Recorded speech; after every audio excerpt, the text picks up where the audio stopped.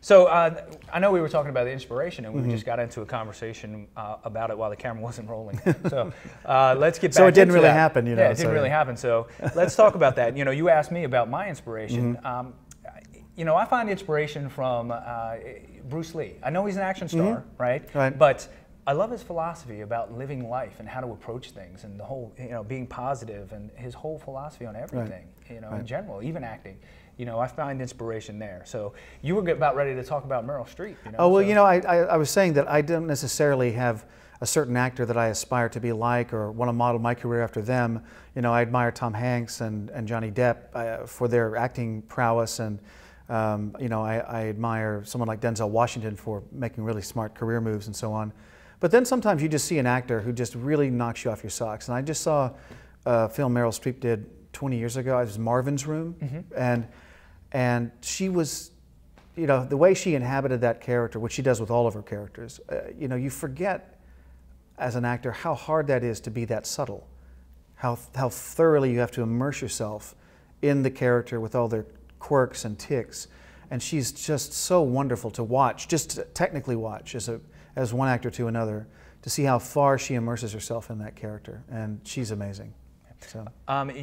You have done a lot of theater in your career. Yeah. That's where you wanted to go.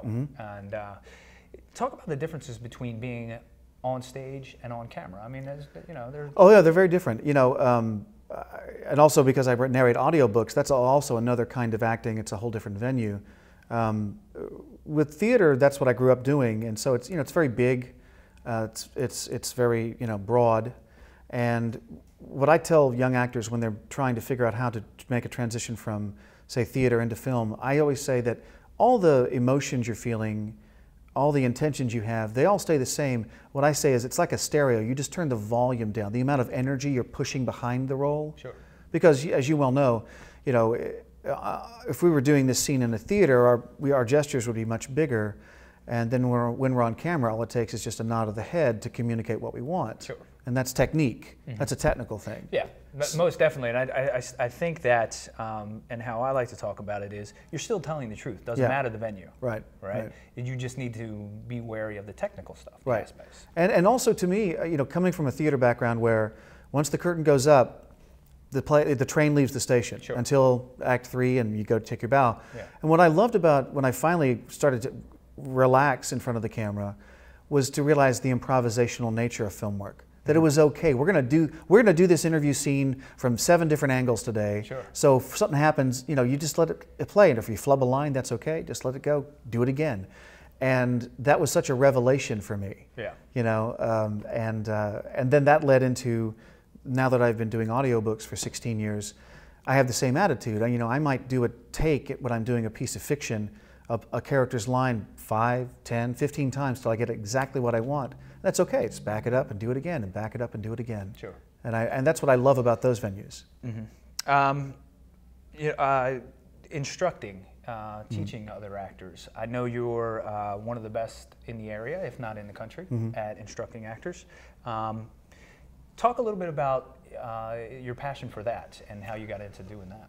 You know, when I got out of school and got to New York and began to realize the depth and the breadth of what I didn't know about show business, I was mad. I was really, really angry.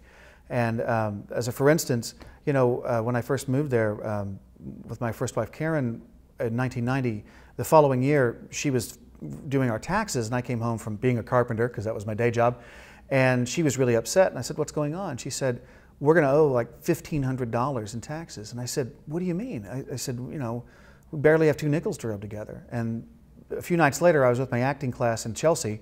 We went out for a drink with the group, and I was bemoaning my fate, and this actress, who was in her 40s, she said, "Well, don't you file your taxes as a performer?" And I'm like, "No, I didn't even know I could." Yeah. She said, "You know, here, call my accountant." Something that fundamental, and it changed my life, because we walked in owing $1,500, we walked out getting a check for $1,500. Nice. You know, yeah, and that helps, right, you know, and it made it okay for me to go down to Mobile, Alabama, to play Bowen Bus Stop. So it had a direct effect, and so just knowing that there are all these kids every year graduating from college who don't know how to file their taxes, they don't know marketing, networking, what a resume really is, you know, when to take a job and when to turn it down, and no one is teaching them those things, and I know I sound like I'm getting on my crusader soapbox here, but that's okay. that's what inspires me. That's the reason I started it. Yeah. And, you know, talk about that too, you know, because young actors come into it and they think, well, I'm an actor and that's what I'm going to do. Right. What is a professional actor's work like? You know, what part of it is the actual acting and what part of it is, right? You know, my wife says that acting's like a cake. It's like, if you looked at it as a percentage, like just the chance of performing is the icing on the cake. All the guts, you know, the inside of the cake is you finding out where the audition is, getting the audition, preparing the audition, going to the audition, following up, networking, you know, doing all those things, which consumes, what do you think, 75, 90% of your time? Sure. And the performance part of it is just that little sliver. Yeah. And they've only been taught that little sliver. Yep, and even when you're working on a show or working on a film, yeah. What are you doing the whole time you're doing that? You were looking for what? Networking. I'm looking for my next job. Yeah. I mean, that's part of it, and I think a lot of young actors don't get that. They think that they don't need to put that amount of work in. Well, no. Well, I think also because no one's told them.